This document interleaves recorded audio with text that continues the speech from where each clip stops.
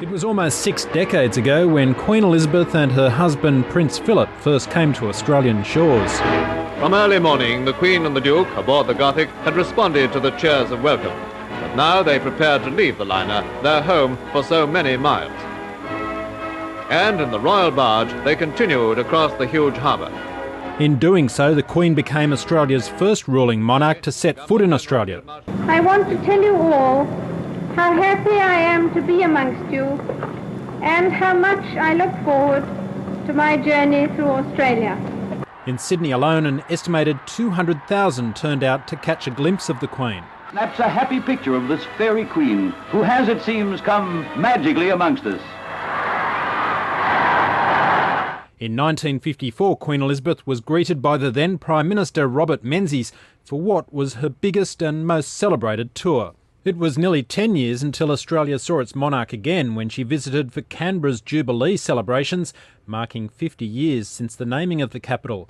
More celebrations marked the Queen's return to Australia in 1973 to open the Sydney Opera House.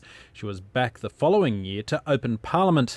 International air travel helped the 70s witness more frequent visits. On occasion, the royal heirs came too. It is with great pleasure that I have returned to Australia in this, the Silver Jubilee reign of my year.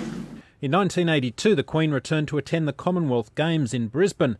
And in 1986, the Queen signed the Australia Act, severing the final constitutional link between Australia and the United Kingdom. Soon after Australia's 1988 bicentenary, the Republican debate gained momentum. But it's been the Queen who has quite literally held on to the key to the Australian Parliament. More recent visits have included the Commonwealth Heads of Government meeting held at Coolum in Australia in 2002. It brings people together and enriches lives.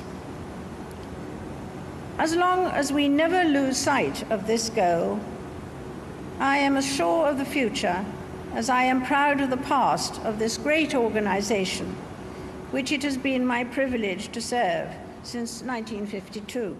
After Choggum in 2002, the Queen returned for the opening of Melbourne's Commonwealth Games in 2006.